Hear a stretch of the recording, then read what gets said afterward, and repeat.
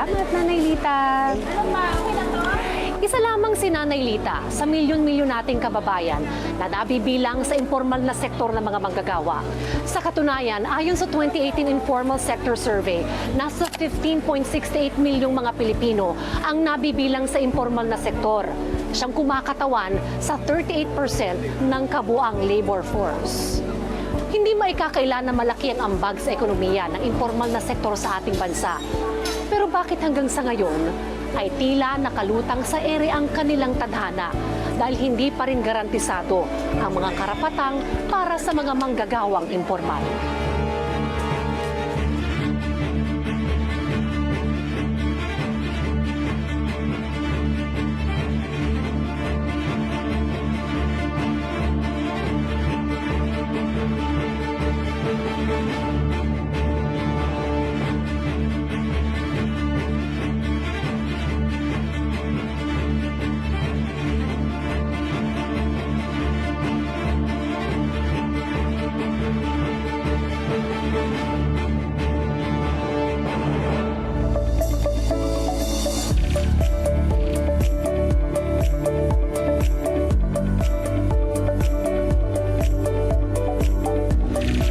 Bilang Pangulo, tinitiyak ko sa inyo na gagawin ng pamahalaan ang lahat upang mabigyan ng disente at angkop na hanap buhay ang ating mga mamamayan. Kasabay ang pagsisikap na mapangalagaan ang ating karapatan at maitaguyod ang dignidad ng ating mga manggagawa.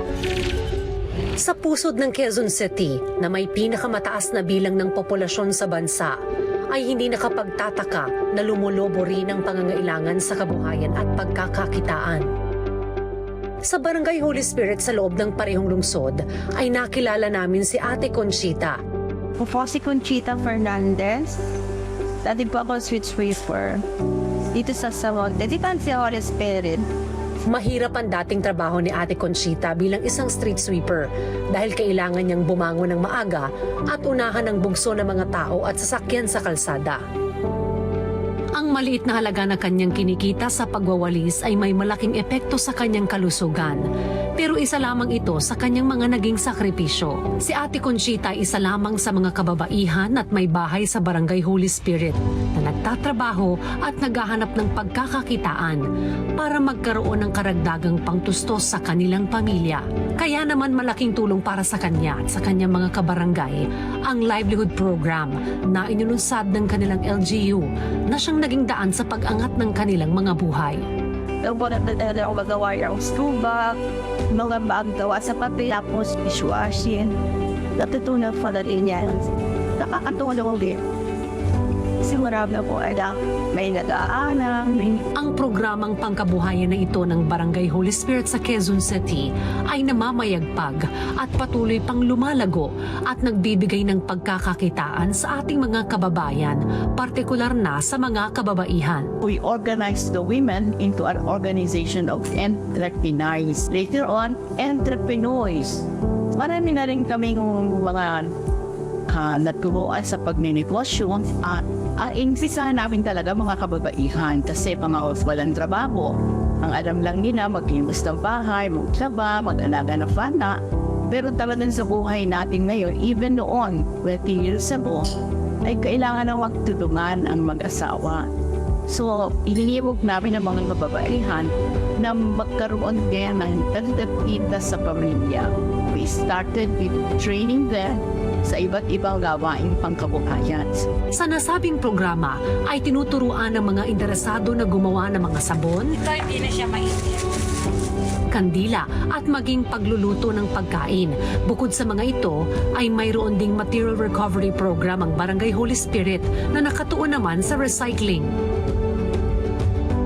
So, talagang ang desire niya to help manage the issues, national issues, turuan din natin silang mag-manage ng garbage. Trainin namin sila, tapos naging trainers na rin sila. Sila ngayon yung nagtuturo sa mga constituents to make a livelihood out of that recyclable items. Isa si Ate Conchita sa mga benepisyaryo na naging trainer na rin sa nasabing livelihood program. Sa kasalukuyan, bukod sa pagsasanay sa mga miyembro na gumawa ng produkto, ay tinututukan na rin ang pagbibigay sa kanila ng iba pang kaalaman sa pagnenegosyo at pagpapatakbo nito.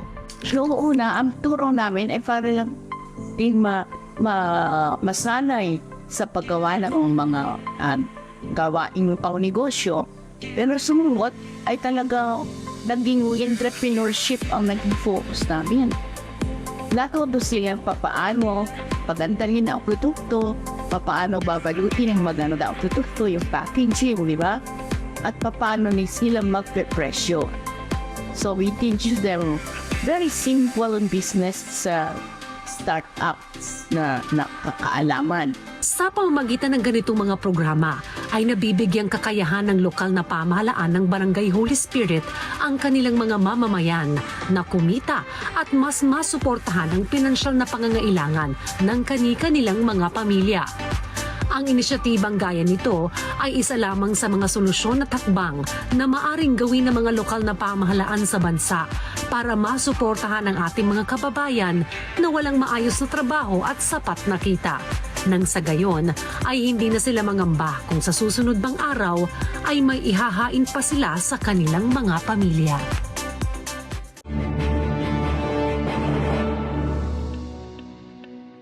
Wow, ang ganda naman ito! Ang ganda ng kulay, bagay sa iba't ibang mga okasyon at mukha siyang matibay. Hello po sa inyo, Miss Sally and Ate Babes. Hello po, Miss Sally, Miss Ate Dayan. Babes. Kamusta po kayo? Mabuti naman po.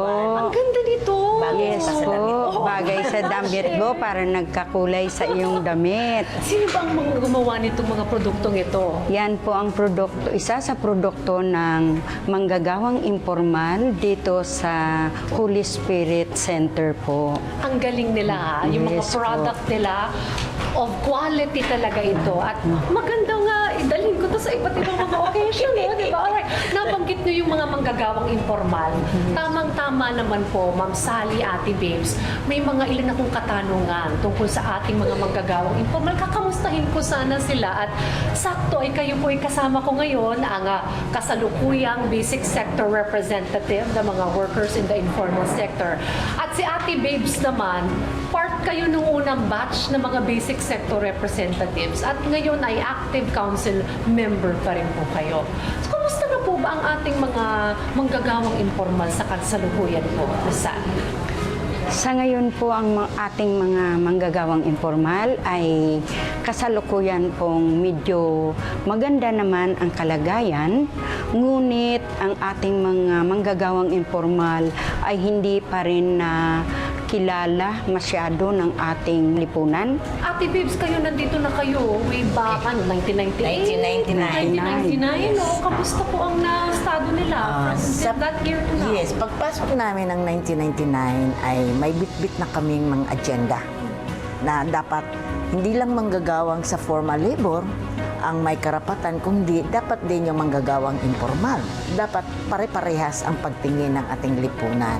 Kaya ang NAPSI, Workers in the Informal Sector Council, ay nagsusulong ng kung ano talaga ang magiging ang karapatan nila under the human rights, under sa freedom of association at iba't ibang mga standards ng ating lipunan na ito ay maramdaman din namin. Nang sa gayon, ay makinabang sa mga serbisyo ng gobyerno, sa mga serbisyo ng bangko. At eka nga, makaabot din kami sa tinatawag ngayon na Ambisyon 2040. Nabanggit nyo na yung ilang mga hamon na kinakaharap ng mga informal na manggagawa. Isa-isahin natin ang mga ito. Ano yung pinaka-tinututukan po ngayon, pinaka-concern ng mga manggagawang informal? Sa ngayon po ang talagang namin, yung business permit po na sana babaan at maging standard yan. Kasi iba't ibang LGUs, iba't iba ang kanilang singil. Ang taas-taas, hindi namin kaya. Ang bawat negosyo, anuman ang forma nito, kinakailangang kumuha ng mayor's permit o municipal license kung saan nakatayo ang negosyo. Ito ay upang masiguro na ang bawat negosyo ay tumatalima sa mga nakatakdang standards at sumusunod ang mga ito sa mga alituntunin sa syudad.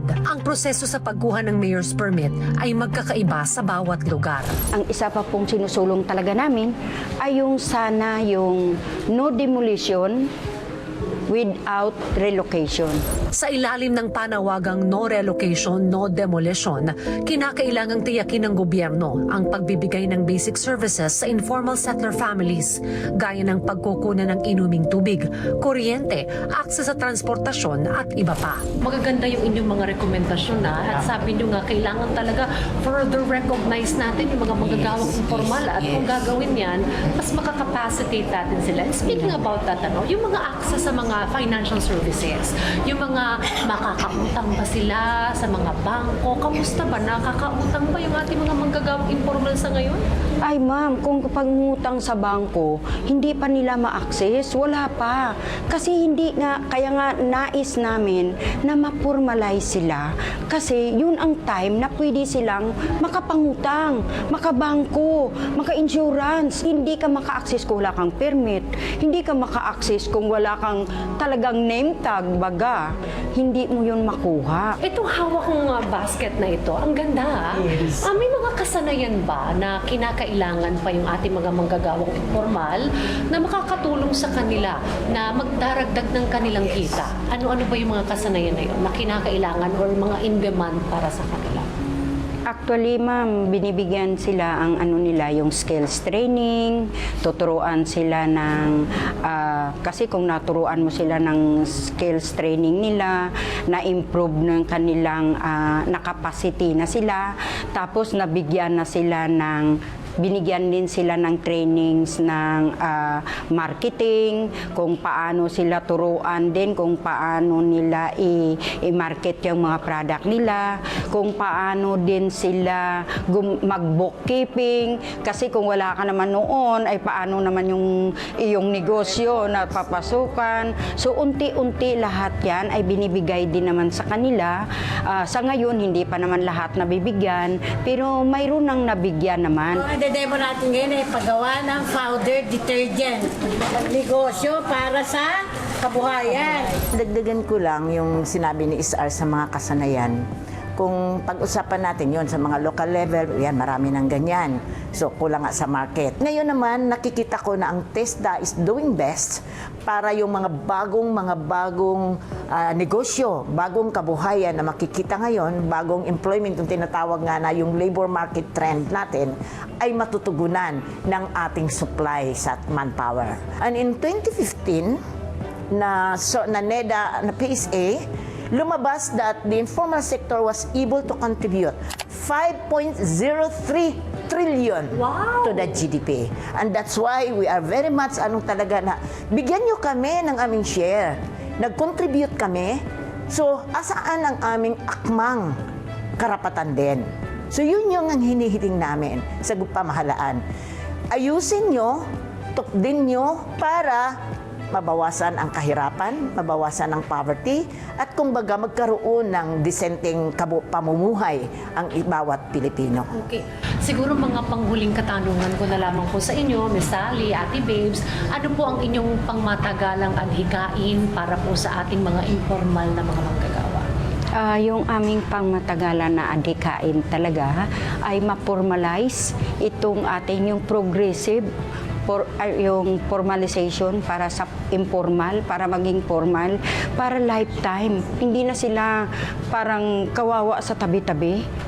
Kapag formalize na sila, masabi natin anumang unos, anumang sakuna, kaya nilang magtayo sa sarili nilang paa. Sino ba naman ang hindi matuwa kung ikaw ay mabigyan ng oportunidad na mapabago ang landas ng buhay mo? In-interview ko itong mga informal sector dito. Ano bang pinapangarap nyo? Merong simpleng bahay na sarili, merong makapagpa-ospital sila, kung may sakit sila, makapagbakasyon sila, para kung kailangan ng katawan din na magbakasyon, may pension, yun lang, ganun kasimple. And for all, social justice para sa lahat, mayaman o mahirap, parehas dapat, at kailangan yung tinatawag na adequate and universal social protection para sa lahat.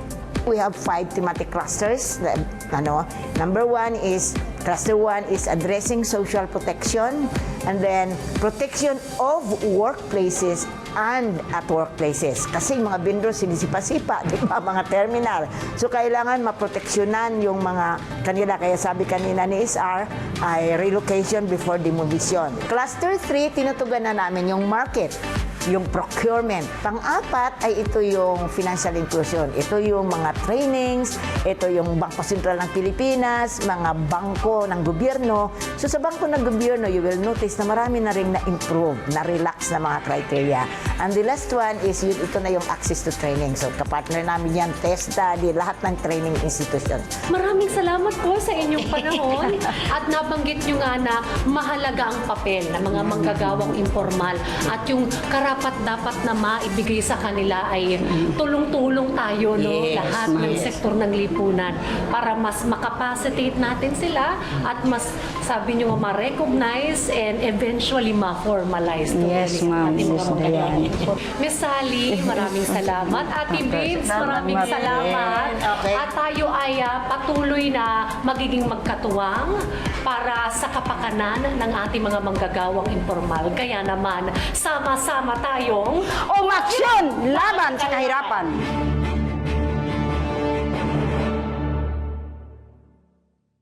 Matapos mapakinggan ang hinaing ng ating mga kababayang manggagawa sa impormal na sektor, muli kaming bumalik sa tanggapan ng Department of Labor and Employment Odoles sa Intramuros, Maynila para alamin kung papaano tinutugunan ng gobyerno ang kanilang mga concern. Director Cha, magandang araw po sa inyo. Diane Querer po ng PTV.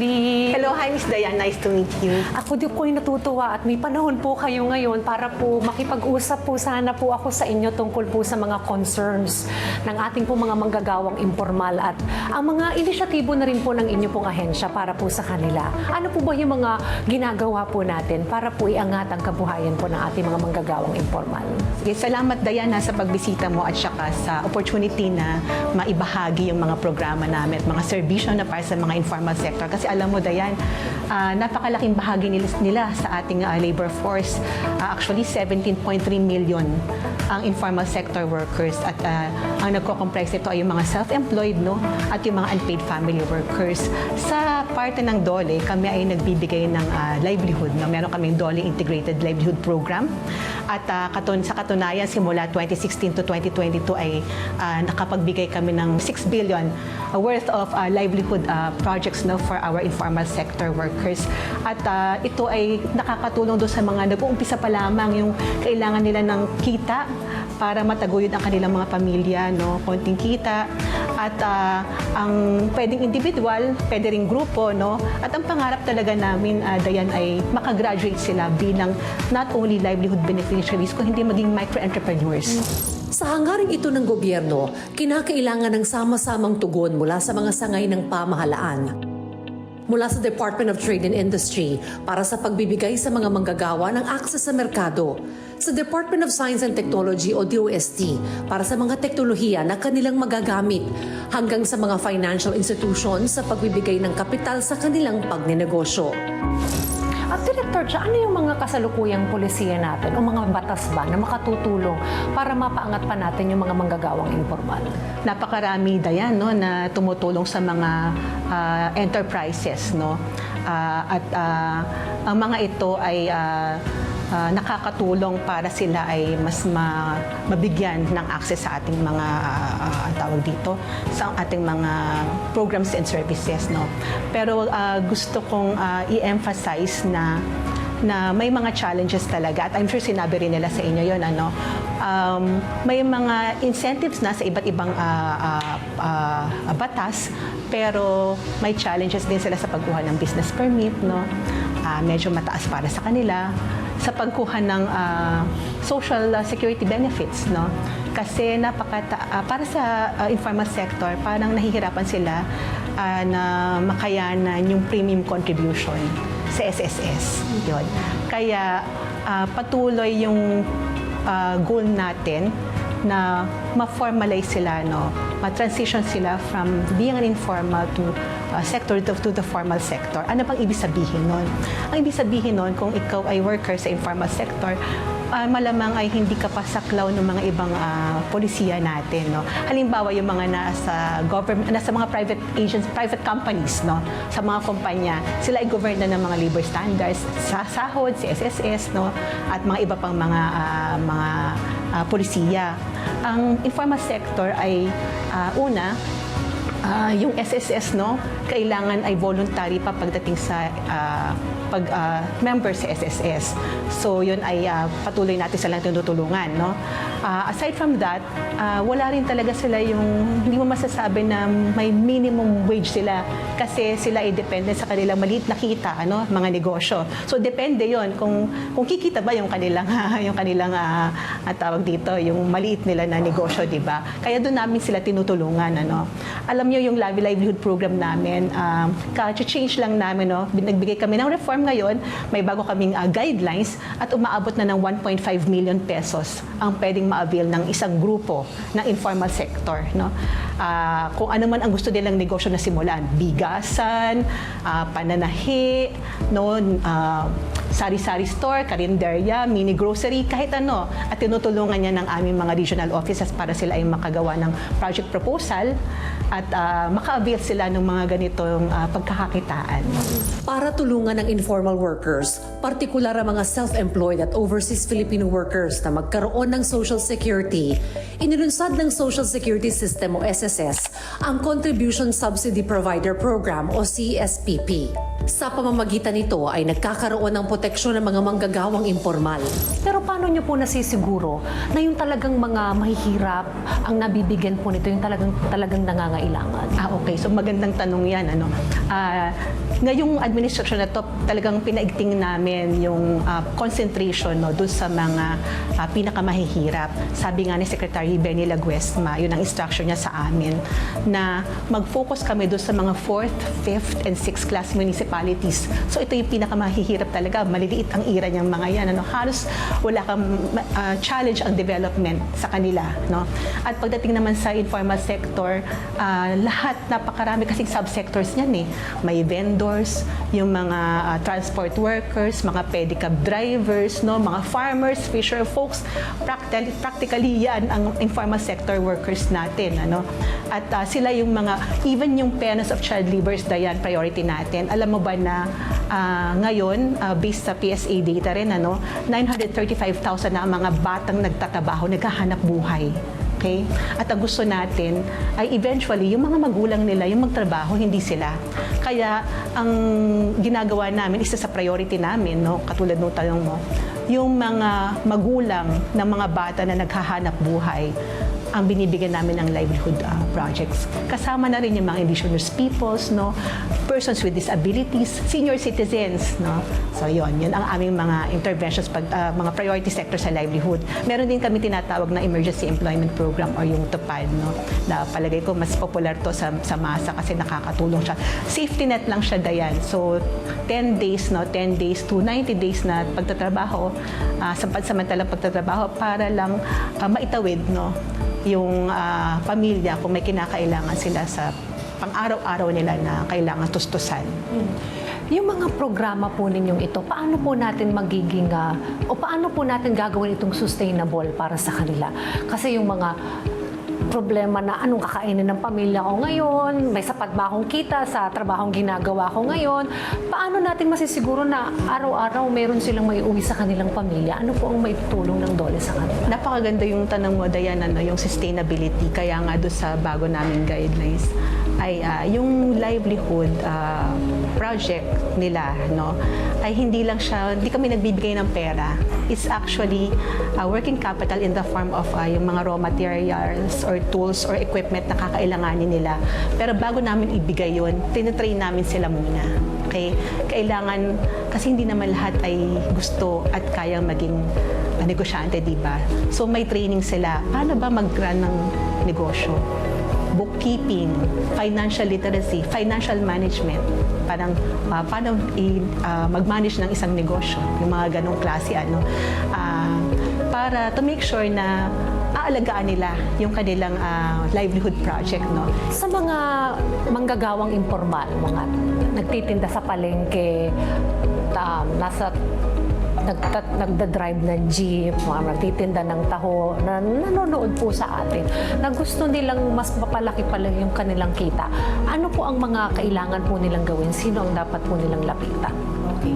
So dun sa mga gusto no na maka-avail itong livelihood program ng DOLE, lumapit lang po kayo sa pinakamalapit na provincial office ng DOLE o regional office, at pagpunta niyo po doon, kayo po ay tutulungan. Sabihin niyo lamang po na gusto niyo magkaroon ng livelihood project, tutulungan po nila kayo na makagawa ng proposal, kasi kasama doon Dayan yung pagtataw nila, ano ba yung mga current na skills mo? Okay? Ano yung mga kakayanan mo? Tapos ano yung mga interest mo? Kasi mahirap naman magnegosyo kung hindi mo gusto yung gagawin mo, di ba? So, based doon sa mga skills mo, sa mga interest mo, ay pipili, no? Tutulungan kang pumili ng negosyo na para sa iyo.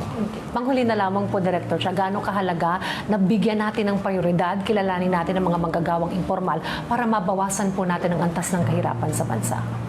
Napakahalaga na mabigyan talaga ng mga programa, mga serbisyo ang ating mga informal sectors. Dahil sinabi ko nga sa iyo, no, 17.3 million ang estimated na informal sector workers natin.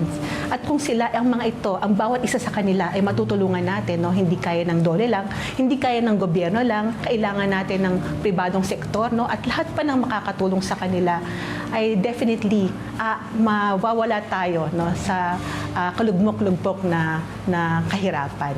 Director Cha, maraming salamat po sa inyong oras at tunay na katuwang po ng NAPSI, ang Department of Labor and Employment, para mabawasan po ang antas ng kahirapan dito sa bansa sa pamagitan po ng pagkilala at pagtugon sa pangailangan ng mga manggagawang informal. Kaya naman, sama-sama tayong umaksyon laban sa kahirapan.